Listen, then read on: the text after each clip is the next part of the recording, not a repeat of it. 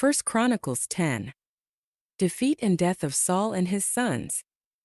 Now the Philistines fought against Israel, and the men of Israel fled from the Philistines but fell fatally wounded on Mount Gilboa. And the Philistines also overtook Saul and his sons, and the Philistines killed Jonathan, Abinadab and Malchishua, the sons of Saul. The battle became severe against Saul, and the archers found him, and he was wounded by the archers. Then Saul said to his armor-bearer, "Draw your sword and thrust me through with it, otherwise these uncircumcised Philistines will come and abuse me." But his armor-bearer would not, for he was very afraid. So Saul took his own sword and fell on it.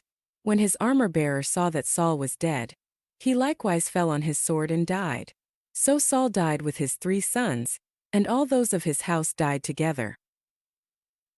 When all the people of Israel who were in the valley saw that they had fled, and that Saul and his sons were dead, they abandoned their cities and fled, and the Philistines came and lived in them. It came about the next day, when the Philistines came to strip those killed, that they found Saul and his sons fallen on Mount Gilboa. So they stripped him and took his head and his armor and sent messengers around the land of the Philistines to carry the good news to their idols and to the people. They put his armor in the house of their gods and impaled his head in the house of Dagon. Jabesh-Gilead's tribute to Saul. When all Jabesh-Gilead heard everything that the Philistines had done to Saul, all the valiant men got up and took away the body of Saul and the bodies of his sons, and brought them to Jabesh, and they buried their bones under the oak in Jabesh and fasted for 7 days. So Saul died for his unfaithfulness which he committed against the Lord, because of the word of the Lord which he did not keep, and also because he asked counsel of a medium, making inquiry of her, and did not inquire of the Lord. Therefore he killed him and turned the kingdom over to David, the son of Jesse. 1 Chronicles 11. David made king over all Israel. Then all Israel gathered to David at Hebron and said, "Behold, we are your bone and your flesh. In times past, even when Saul was king, you were the one who led out and brought in Israel. And the Lord your God said to you, You shall shepherd my people Israel, and you shall be leader over my people Israel." So all the elders of Israel came to the king at Hebron, and David made a covenant with them in Hebron before the Lord. And they anointed David king over Israel, in accordance with the word of the Lord through Samuel. Jerusalem is the capital city. Then David and all Israel went to Jerusalem, that is, Jebus. And the Jebusites, the inhabitants of the land, were there. The inhabitants of Jebus said to David, "You shall not enter here." Nevertheless David took the mountain stronghold of Zion, that is, the city of David. Now David had said, "Whoever is first to kill a Jebusite shall be chief and commander." Joab the son of Zeruiah went up first, so he became chief. Then David lived in the stronghold. Therefore it was called the city of David. He built the city all around, from the Millo to the surrounding area, and Joab repaired the rest of the city. And David became greater and greater, for the Lord of armies was with him. David's mighty men.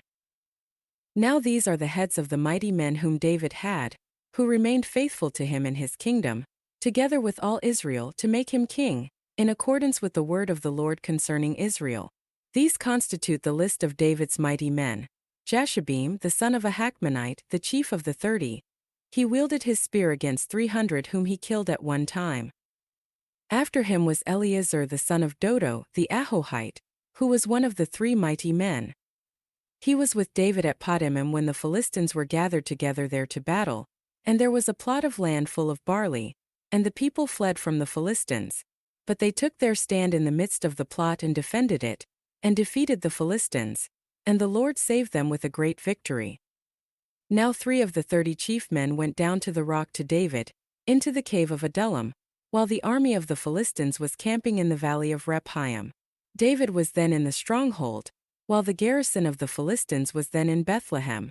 And David had a craving and said, "Oh, that someone would give me water to drink from the well of Bethlehem, which is by the gate."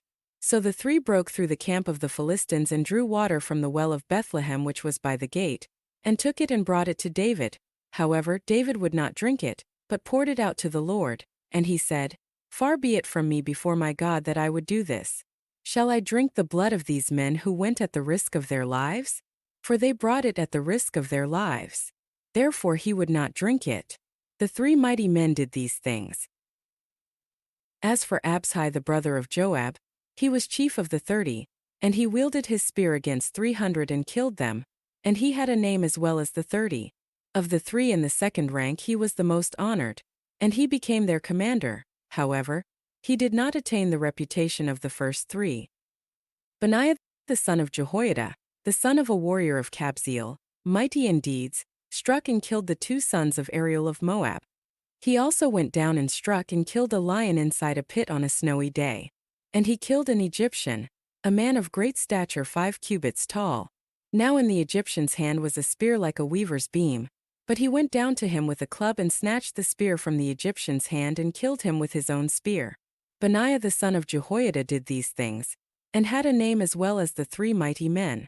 Behold, he was honored among the 30, but he did not attain the reputation of the first 3, and David appointed him over his bodyguard.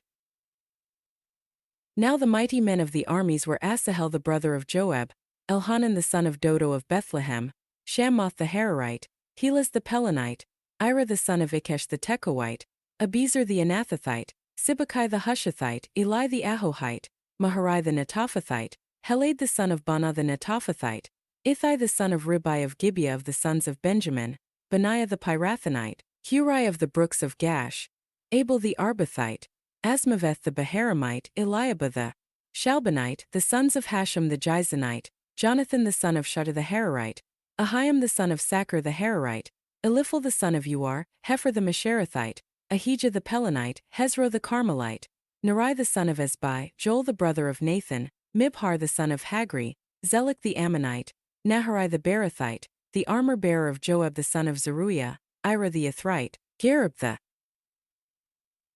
Ithrite, Uriah the Hittite, Zabad the son of Alai, Adinah the son of Shiza the Reubenite, a chief of the Reubenites, and 30 with him, Hanan the son of Makkah and Joshaphat the Mithnite, Uzziah the Ashtarothite, Shammah and Jeiel the sons of Hotham the Aroerite, Jediel the son of Shimri and his brother Joha the Tizite, Eliel the Mahavite, and Jeribai and Joshaviah, the sons of Elnam, Ithma the Moabite, Eliel, Obed, and Jaziel the Mezabite. 1 Chronicles 12.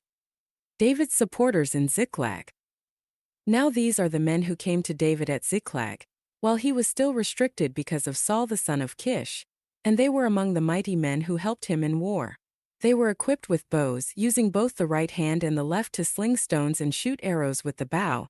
They were Saul's kinsmen from Benjamin.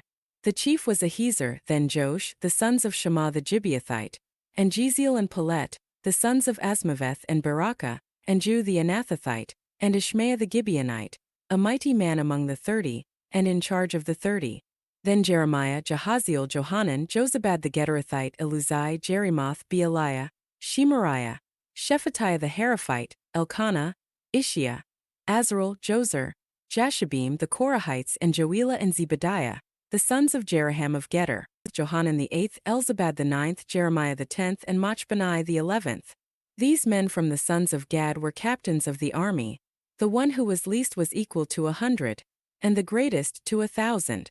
These are the ones who crossed the Jordan in the first month, when it was overflowing all its banks, and they put to flight all those in the valleys, to the east and to the west.